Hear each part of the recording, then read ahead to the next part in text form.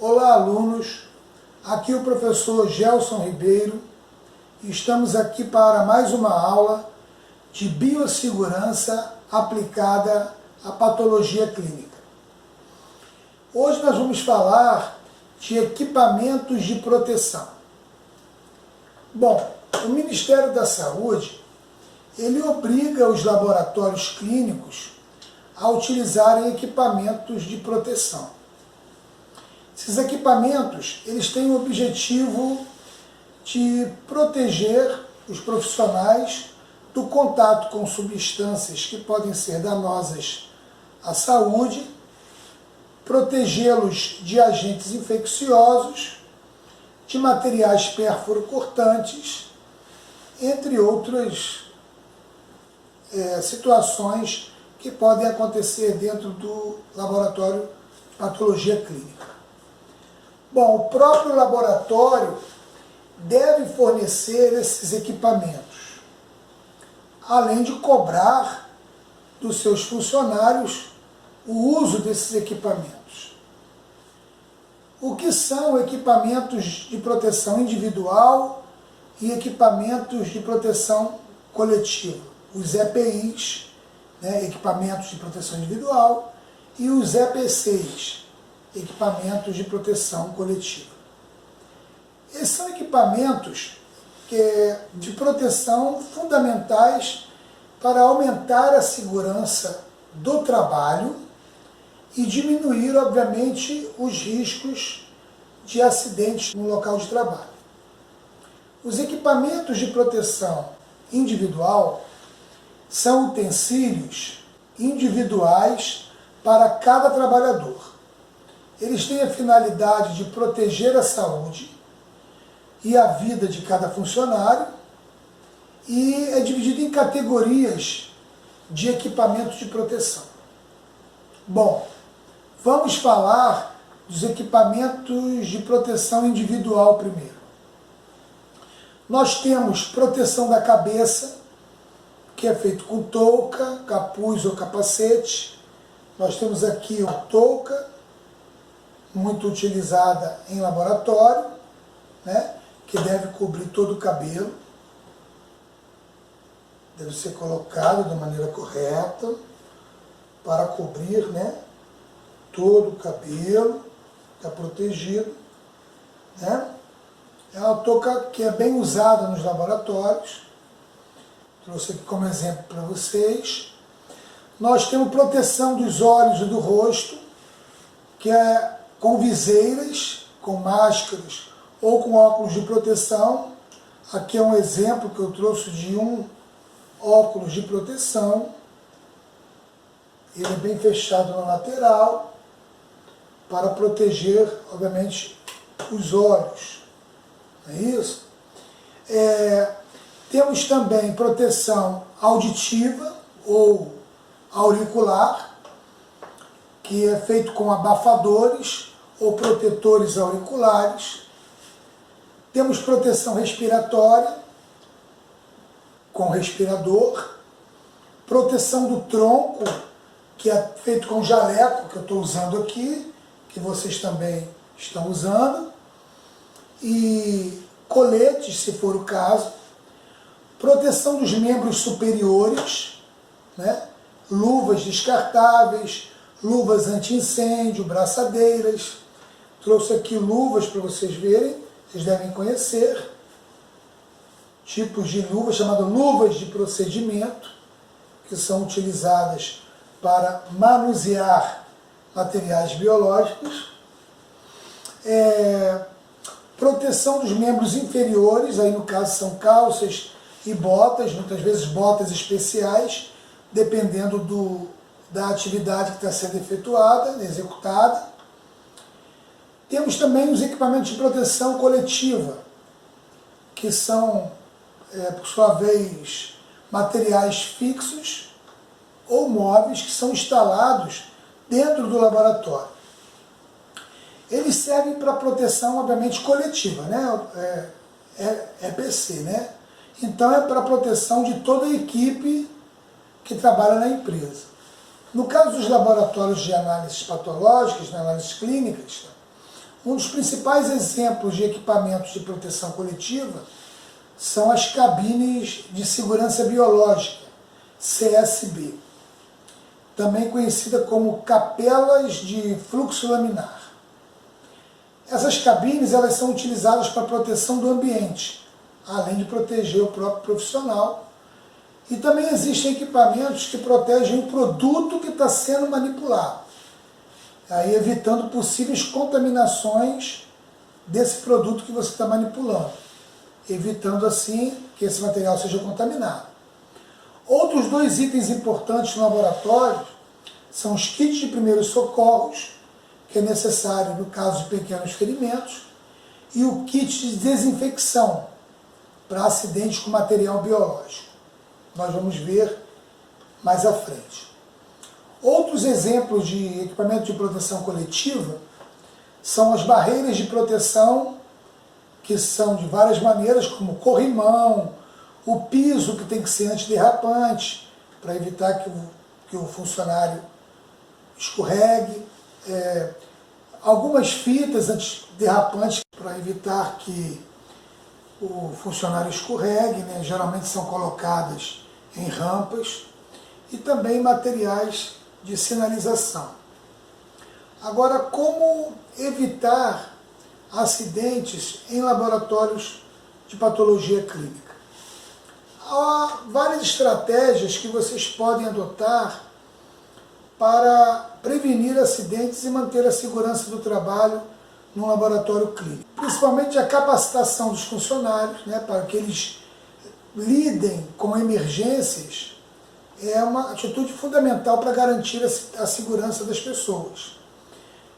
Os treinamentos são importantes para instrumentalizar os profissionais com recursos para lidarem com eventuais acidentes que podem acontecer no dia a dia. Existem os riscos ocupacionais e manuseios de substâncias químicas e biológicas, vidrarias e equipamentos. Agora é preciso que a gente conheça algumas definições. O que a gente entende como um acidente, por exemplo? Acidente, gente, é todo evento anormal no local de trabalho que cause danos ao patrimônio da entidade, à empresa, ou ferimentos leves ou até graves nos colaboradores, nos funcionários. Esses acidentes devem ser investigados para poder evitar que haja uma repetição e que acabe, obviamente, acontecendo novamente. O que é acidente de trabalho? O acidente de trabalho é o acidente que ocorre pelo exercício do trabalho ou a serviço da empresa e que provoque lesão corporal, perturbação funcional, podendo causar morte, perda, né, ou redução permanente ou temporária da capacidade de trabalho daquele indivíduo. O que é agente de risco? Agente de risco é qualquer componente de natureza física, química, biológica, até radioativa, que possa vir a comprometer a saúde da pessoa, tanto do homem como de animais ou do meio ambiente, ou mesmo a qualidade dos trabalhos que ali estão sendo desenvolvidos. Análise de risco. O que é a análise de risco? É o processo de levantamento, a avaliação dos riscos, considerando o ambiente e os processos de trabalho que estão sendo realizados, para poder fazer ações de prevenção. Então você tem que ter uma análise de risco para fazer ações preventivas de controle, né, e de redução ou eliminação daquele risco de uma vez por todas. Os aerosóis. O que são aerosóis? São partículas microscópicas que permanecem suspensas no ar e podem carregar elementos tanto químicos ou biológicos para outras pessoas. Quando a gente fala de biossegurança, a biossegurança é esse conjunto de medidas voltadas para ações preventivas, né, que vão minimizar ou eliminar os riscos, né, que são inerentes às atividades de pesquisa, de produção, de desenvolvimento tecnológico na prestação de serviço. Classe de risco. Classe de risco é o grau de risco que está associado ao material biológico que a gente está manipulando. Quando a gente fala também de contenção, contenção é um termo que descreve os métodos de segurança que devem ser utilizados na manipulação desses agentes de risco, que estão sendo manejados, né, ou mantidos ali. Quando a gente fala de espécimes ou amostras para um determinado diagnóstico, tem uma amostra de sangue, uma amostra de fezes, uma amostra de urina, né? Então é qualquer material biológico de origem humana ou animal, né? Porque às vezes alguns laboratórios fazem análise também de materiais biológicos de animais, mas não se limita a dejetos, secreções, como sangue e seus componentes, né? Então, alguns tecidos, quando a gente faz análise de tecido, fluidos expelidos pela pessoa para fazer análise diagnóstica. Esses materiais podem ser classificados como substância infecciosa de determinada categoria. Quando acontece um incidente, o incidente ele é diferente do acidente. O incidente é uma circunstância acidental, passível de ocorrer durante o trabalho. Mas o incidente, necessariamente, ele não causa danos imediatos ao trabalhador, mas com possibilidade de ter agravo futuro. Obviamente, se não houver uma medida para minimizar ou acabar com aquele bloqueio, né, do trabalho.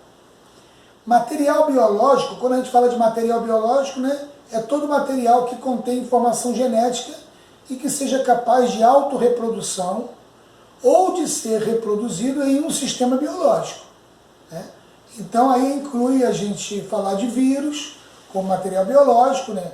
Fungos, bactérias, protozoários, tudo que tenha vida e que a gente esteja lidando com aquilo e que possa causar uma contaminação. Quando falamos em laboratório de patologia clínica, o que é patogenicidade? É a capacidade que um agente biológico, qualquer um desses que eu falei para vocês, vírus, bactéria, protozoário, fungo, é essa capacidade desse agente biológico causar a doença em um determinado hospedeiro.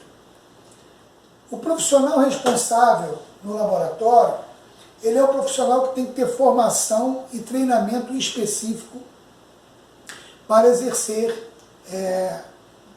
o serviço, a supervisão do trabalho nessa área de atuação.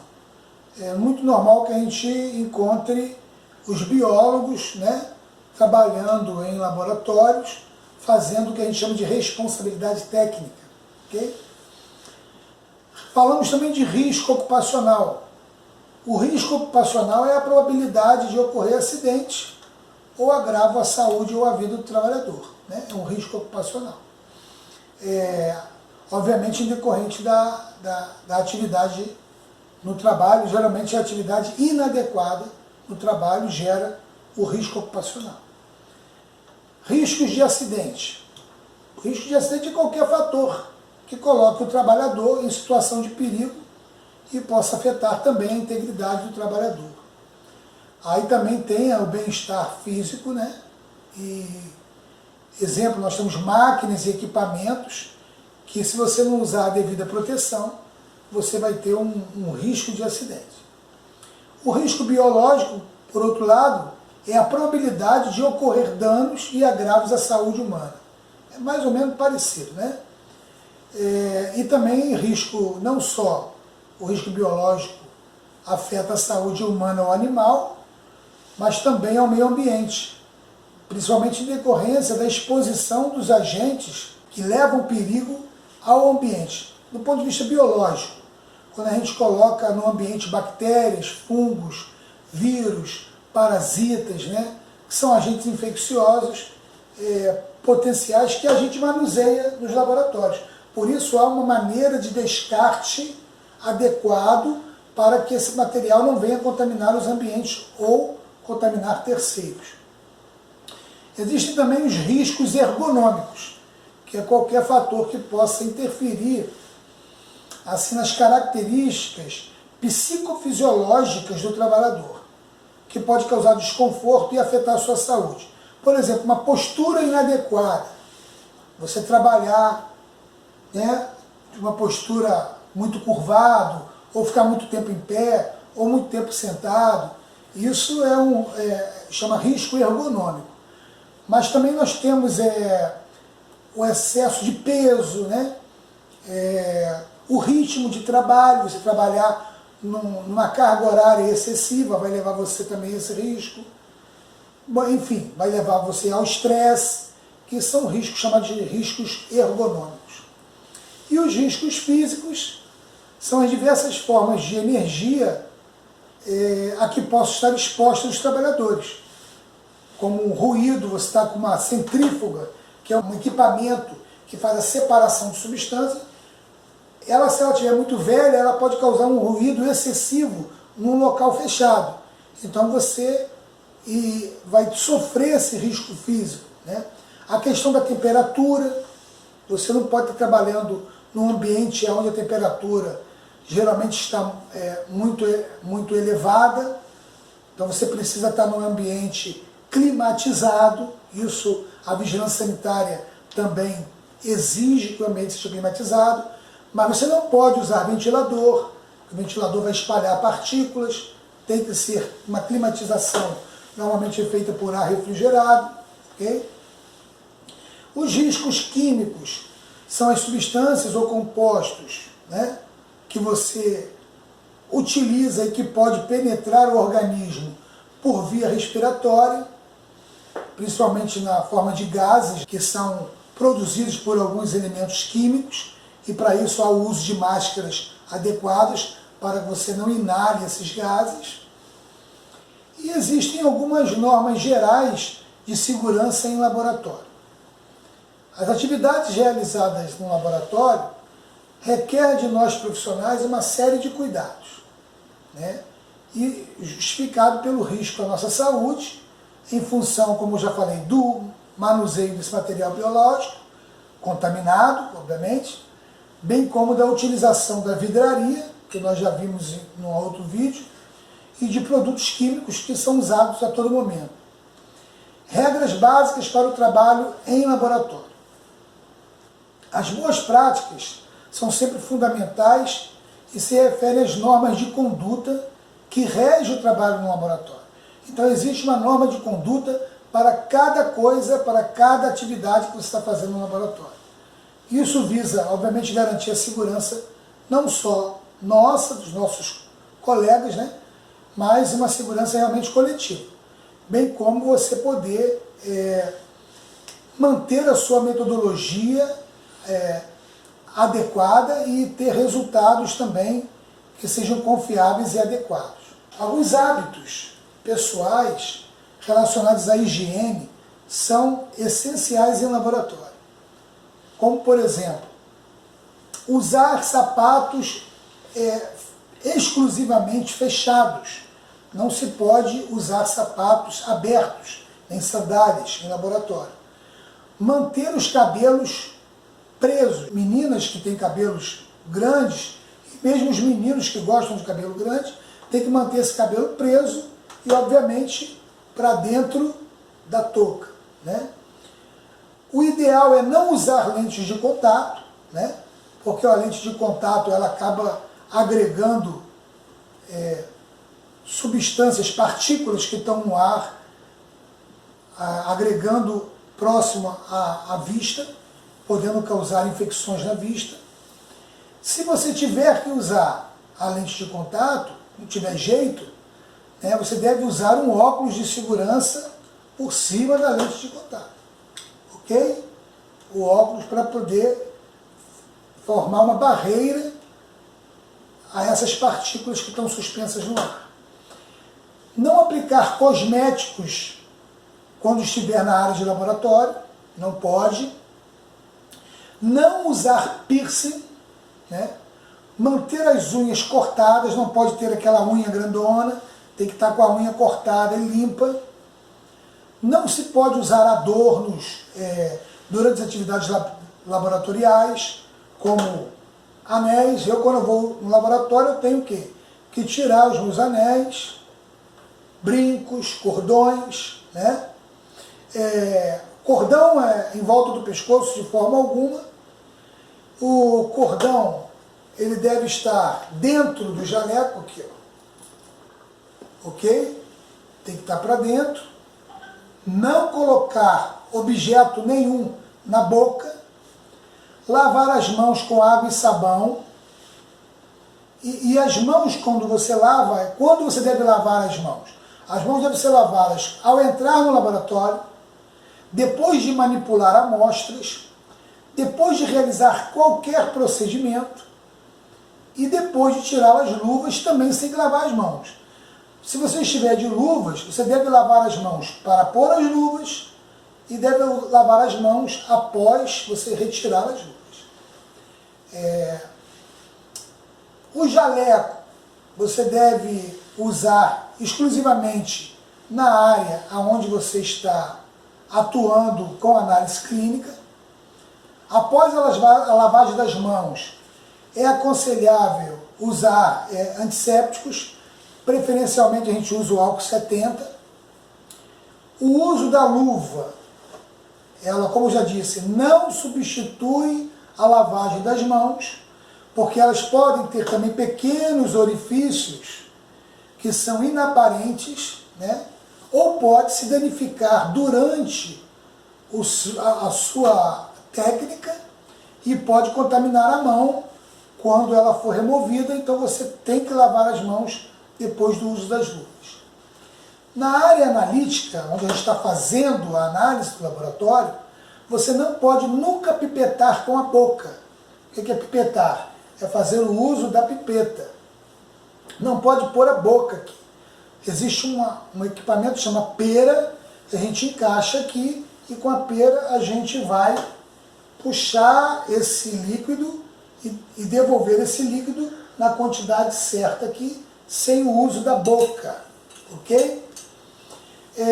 Não pode fumar, obviamente, não pode beber qualquer tipo de líquido, ou mesmo que seja água, não naquele ambiente de análise, não pode beber nem água, não pode, obviamente, também se alimentar. Não se pode armazenar alimentos ou artigos de uso pessoal no laboratório. Alimentos tem que ser na área de refeição, na geladeira de refeição, na geladeira de material biológico ou de substâncias que a gente usa químicas ou kits de laboratório. Você não pode colocar nenhum alimento, ok? Não se pode assistir televisão, não se pode ouvir aparelhos eletrônicos, né? Inclusive não se pode usar fone de ouvido enquanto está se fazendo nenhuma análise. Isso em hipótese alguma, tá? Não se pode segurar o telefone ou manipular qualquer outro objeto externo a essa área analítica, calçando luvas. Quer dizer o quê? Se você tiver de luva, você não pode manusear telefone. Não se pode usar celular dentro da área analítica, nem, obviamente, durante a atividade laboratorial. Não se pode manusear telefone e celular. Não usar equipamentos da área analítica para aquecer ou preparar alimento, aquele famoso jeitinho, não pode acontecer isso. Muitas vezes as pessoas cometem esse erro de querer usar uma estufa para aquecer uma comida, porque ela está dentro do potinho. Não pode. Isso não pode acontecer. É falta grave, né? Dá multa para o laboratório, podendo até ele ser interditado, e obviamente pode até gerar uma demissão por justa causa. Não se pode levar crianças para a área analítica, de jeito algum, nem pessoas estranhas ao serviço. Uma pessoa que vai te visitar no laboratório, no seu serviço, você tem que ter um local, uma recepção onde você possa atendê-la, não pode levar na área analítica. Não, como eu falei, ventiladores são proibidos. Não manter também plantas e animais na área analítica, bom, a não ser que essa planta ou esse animal esteja sendo analisada no laboratório, né? Práticas de limpeza e descontaminação. Bom, as superfícies das bancadas de trabalho devem ser limpas e descontaminadas antes e após o trabalho. Você chega no laboratório, você tem que fazer a descontaminação das bancadas e superfícies, e quando você deixa o laboratório no final do expediente, também tem que fazer a descontaminação daquela área ou superfície. E durante o expediente, caso haja algum acidente que derrame algum material ali. Aí você também tem que fazer a limpeza porque houve um pequeno acidente ali. Com relação à formação de aerosóis, que eu falei já aqui, todos os procedimentos de laboratório devem ser conduzidos com muito cuidado para evitar esses aerosóis, né? Quando, inevitavelmente, isso acontece, como nas operações em centrífugas, você deve aguardar de 5 a 10 minutos após cessar a centrifugação. O que quer dizer isso? O material biológico está girando ali para fazer uma separação na centrífuga, que é um material que é um equipamento que separa substâncias, né, umas das outras. Após você usar a centrífuga, ela vai parar, normalmente ela tem um timer, você programa para 5 minutos, você deixa parar, não pode abrir a tampa da centrífuga com ela em movimento, você espera ela parar, ela vai parar totalmente. Você normalmente, quando ela girou, ela levou algumas substâncias, né? Se você abrir a tampa, você pode aspirar aquela substância em aerosol. Então você espera uns 5 a 10 minutos para que dentro da centrífuga essas partículas elas se assentem para depois você abrir. Então são detalhes importantes que podem ser fundamentais para a nossa saúde. Também nesses casos vocês devem estar de máscara, né? Mesmo estando de máscara é aconselhável que se espere um pouco, ok? Geralmente essas máscaras de proteção respiratória são máscaras descartáveis do tipo PFF2, que é uma máscara de eficiência mínima de filtração de 94%. Nós temos aqui máscaras que são muito usadas no laboratório, são comuns de serem usados no laboratório, apenas para vocês poderem perceber. Óculos de proteção, a touquinha, vocês vão se equipando para poder fazer aquele trabalho, vão ficando bonito, não é isso? Ok, gente? Aqui é só uma demonstração, assim, rapidinho para vocês irem tomando contato com o tipo de material que vocês vão trabalhar. Devemos usar sempre um dispositivo de pipetagem, como eu já falei. No caso da pipeta de vidro, o material é a pera. Eliminar os líquidos das pipetas de maneira suave, para não espirrar, ok? As pipetas graduadas devem conter barreira de algodão na extremidade superior interna. O que quer dizer isso? Um pedacinho de algodão aqui dentro para poder formar uma barreira. As pipetas contaminadas devem ser mergulhadas por completo e horizontalmente em um recipiente inquebrável contendo água, isso para esterilização, né? Em autoclave, nós já falamos de autoclave aqui na outra aula, para poder ela descontaminar, porque se você colocar ela assim, né, de maneira vertical, ela não pode ficar com uma parte de fora, então ela tem que ser colocada assim e toda coberta pela solução que vai fazer a esterilização, ok?